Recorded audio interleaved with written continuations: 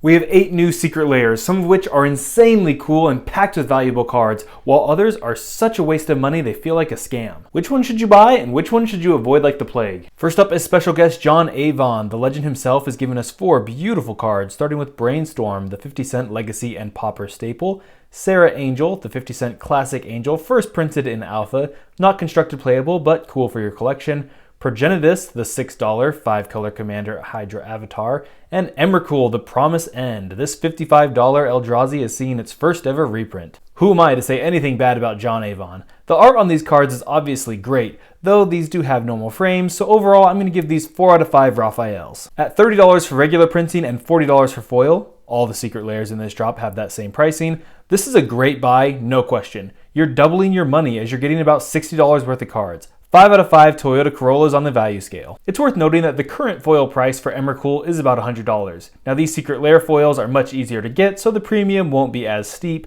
but if you like foils and are in the market for an Emrakul, this seems like a way better option than dropping a Benjamin. Meditations on Nature. These Sumie Japanese ink style lands are absolutely gorgeous. They are full, extended art with no borders to maximize the real estate and allow these beautiful lands to flourish. 4 out of 5 Raphaels. If these would have come out 2 or 3 years ago, I would feel confident that they would be worth much more than $6 a card in the future. But at this point, we see a dozen different fancy basic land treatments every year, devaluing the premium feeling for this type of product. If you like these, pick them up for yourself as they won't likely be much cheaper in the future, maybe $5 or so, but betting that these will double in value in the next 5 to 10 years is absolutely impossible to predict. Pixel Lands 2.0. These fun lands don't even bother with the mana symbol and have that old, ancient Windows border.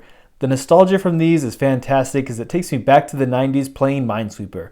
They're kind of kooky, but I like them. 4 out of 5 Raphaels. Wizards did the same concept about 1.5 years ago with Snowlands, so they don't feel super original, because they're not.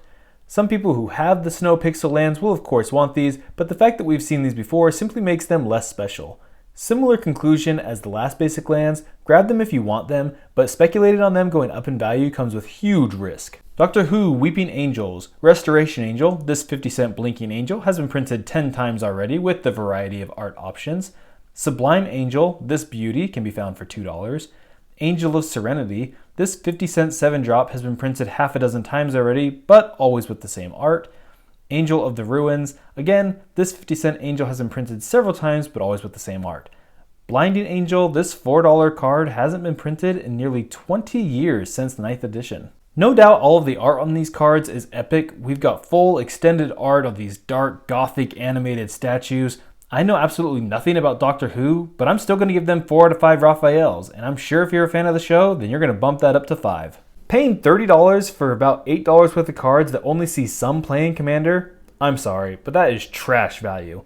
If you're a Doctor Who fanatic, sure, this is for you. But if not, I'm sure you can find a better way to spend $30. 1 out of 5 Toyota Corollas. Doctor Who The Dalek Lands, aka the Enemy Fast lands that are getting their first reprint since they were released 7 years ago in Kaladesh. Spirebluff Canal for you Murktide boys, $13. Blooming Marsh for the fans of the Rock decks, $7.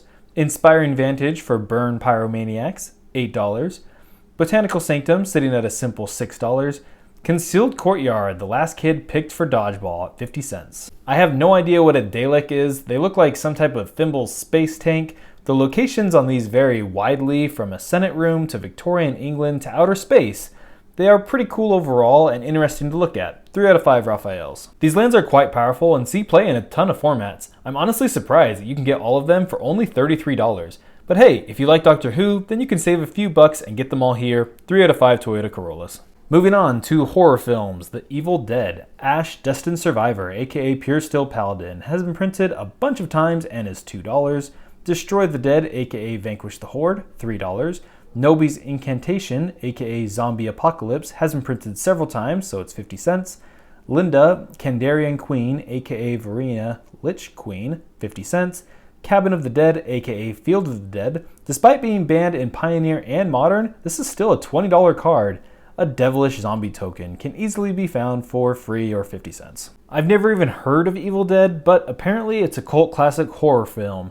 Casper is scary enough for me, thank you very much. These are definitely unique and violent and terrifying. 4 out of 5 Raphaels. $30 for $26 worth of cards isn't great, but it's not terrible, especially if you're a fan of this movie or horror films in general. I also like that most of the value is wrapped up into one card. 2 out of 5 Toyota Corollas. Moving on to an IP crossover that everyone knows, The Princess Bride. Buttercup, Provincial Princess, aka Sisay Weatherlight Captain, the $1 bulk rare that's already been a Secret Lair. Silence, the powerful instant, is $7. Battle of Wits, only a 50-cent card, but boy am I glad they included this iconic scene. Vizzini, Criminal Mastermind, aka Brawl Chief of Compliance, is a $2 rare that has also already been a Secret Lair before. Rodents of Unusual Size, aka Pack Rat, is a $4 card, and, you guessed it, it's been a Secret Lair already. Wesley, Dread Pirate Roberts, aka Finn the Fang Bear, is 50 cents. Fezzik, Rhyming Giant, aka Brian Stoutarm, is 50 cents. Inigo, Avenging Swordsman, aka Samut Voice Descent, is $3. Miracle Max Unemployed, aka Marches the Black Rose, is $1. These cards are fantastic. They're a ton of fun and feel like a natural fit for Magic cards with the fairy tale motif. I love they went all out on these and did full art plus custom frames for each individual card. 5 out of 5 Raphaels. As soon as I saw that there were 9 cards, I thought, oh no, the value here is going to be terrible if they had to cram 9 cards into this product with iconic IP in order to entice people to buy it. And it is terrible value. You can buy all these cards for under $20. That being said, they are a cool, fun, and fresh way to pimp out your deck. 2 out of 5 Toyota Corollas. Though the value isn't great on this Secret Lair, my biggest complaint is about Wesley Dread Pirate Roberts.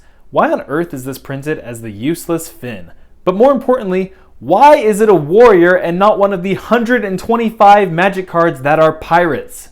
Saving the best for last, Creepshow, aka the comic book one. Death Baron, the Skeleton and Zombie Lord, is $3. Noxious Ghoul, the uncommon from Legions, is $4. Zombie Master, seeing its first reprint since Classic 6th edition, can be found for $8. Unholy Grotto, this powerful land, is $12.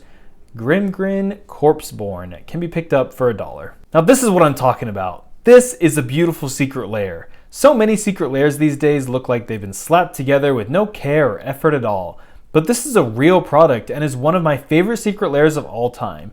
Very cool and unique theme and is a ton of fun. I love that all these cards can be played in the same deck together. 5 out of 5 Raphaels. I would like to point out that Grimgrin looks like Butchie and Longarm from the My Brother Blood Machine comics. Pretty neat. I wish they would have packed a little more value into this, but hey, $30 for $28 worth of awesome cards is totally fine. 3 out of 5 Toyota Corollas. In summary, unique and full art basic lands are a dime a dozen and come in every Magic set, so you should probably only buy ones that you personally just absolutely love. Otherwise, there are way better ways to spend $30. The IP crossovers are awesome if you are a fan of the show or movie, but know that you are definitely paying a premium for the unique art, as you can find other versions of the cards for less money. The comic book Secret Lair is absolutely fantastic. I don't even play Commander, but this makes me want to buy this Secret Lair and build a zombie Commander deck just for the aesthetics. The John Avon Secret Lair is awesome. John is a legend who has made hundreds of Magic cards. It's also a great way to pick up a $55 Emrakul at a solid discount. Many of these Secret Lairs would be great for your collection, as we all love collecting Magic cards. Check out this video where I try to complete an entire Magic set in less than 48 hours.